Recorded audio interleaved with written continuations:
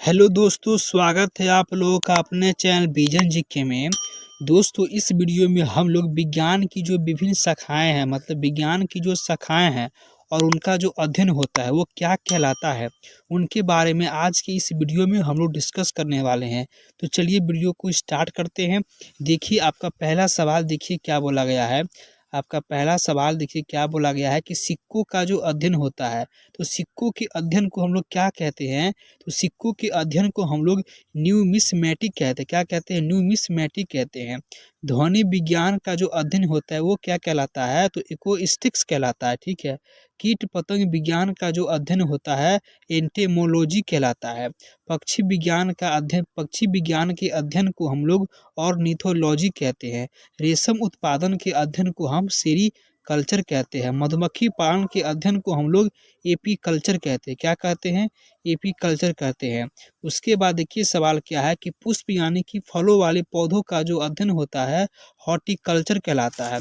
कवकों का जो अध्ययन होता है आपका माइकोलॉजी कहलाते हैं। मानव विकास का जो अध्ययन आपका होता है एंथ्रोपोलॉजी कहलाते हैं। खगोलीय पिंडों का जो अध्ययन होता है एस्ट्रोनॉमी कहलाता है। जीवाणुओं का जो अध्ययन आपका होता है बैक्टीरियोलॉजी कहलाता है। फूलों के रंगों का जो अध्ययन होते हैं क्रोमेटोलॉजी कहलाते हैं। नक्शा बनाने की कला का जो अध्ययन होता है कार्मोग्राफी कहलाता है। क्या कहलाता है? कार्मोग्राफी कहलाता है।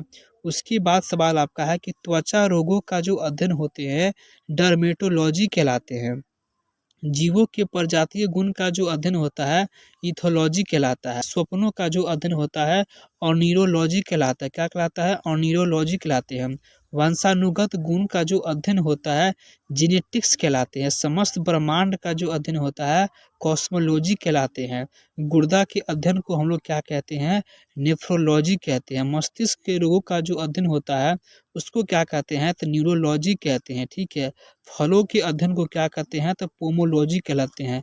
वायरस के अध्ययन को क्या कहते हैं? वायरोलॉजी कहते हैं वायरस के अध्ययन को। उसके बाद आपका सवाल यहाँ पे बनता है कि मत्स्य पालन की जो कला है उसके अध्ययन को क्या कहते हैं? तो पिसीकल्चर कहते हैं मत्स्य पालन की कला के अध्ययन को। मांसपेशियों का जो अध्ययन होता है मायोलॉजी कहलाता है। स्त्री रोग विज्ञान का जो अध्ययन होते हैं गायनेकोलॉजी कहलाते हैं। हृदय रोग का जो अध्ययन होता है कार्डियोलॉजी कहलाते हैं। धातु विज्ञान का जो अध्ययन होता है मेटलर्जी कहलाता है। आनुवंशिकी का जो अध्ययन आपके होते हैं जेनेटिक्स कहलाते हैं। क्या कहलाते हैं? जेनेटिक्स कहलाते हैं। खोपड़ी का जो अध्ययन आपका होता है खोपड़ी के अध्ययन को हम लोग फ्रेनोलॉजी कहते हैं। क्या कहते हैं? फ्रेनोलॉजी कहते हैं। संख्याओं का जो अध्ययन होता है उस संख्याओं के अध्ययन को हम लोग न्यूमेरालॉजी कहते हैं। क्या कहते हैं? न्यूमेरालॉजी कहते हैं संख्याओं के अध्ययन को। उसके बाद सवाल यहाँ पे बनता है कि तंतुओं या ऊतक का जो अध्ययन होता है ना उसे हम हिस्टोलॉजी कहते हैं। क्या कहते हैं? उसे हम हिस्टोलॉजी कहते हैं। यकृत का जो अध्ययन आपका होता है हेप्टोलॉजी कहलाता है।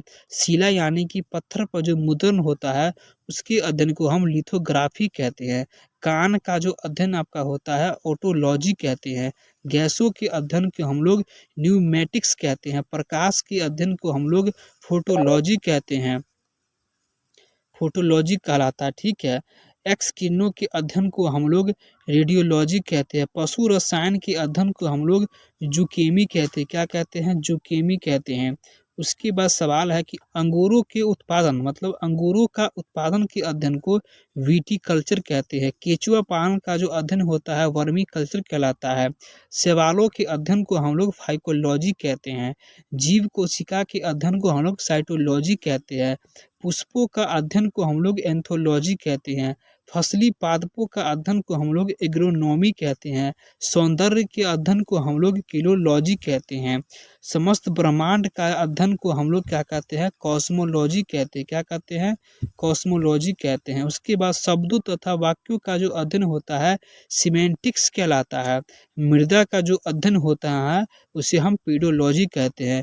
तो ये रहे आपका विज्ञान की विभिन्न शाखाओं के अध्ययन से रिलेटेड ऑब्जेक्टिव क्वेश्चन जो किसी न किसी एग्जाम में अक्सर पूछे जाते हैं, तो इसको याद कर लीजिएगा, सो बेटर रहेगा। और इस वीडियो को लाइक कर लीजिएगा और हमारे चैनल को सब्सक्राइब भी कर लीजिएगा और अपने दोस्तों में भी इस वीडियो को शेयर कीजिएगा ताकि उनको भी हेल्प मिल सके। तो ठीक है, धन्यवाद। तो मिलते हैं किसी अच्छे नए वीडियो के साथ।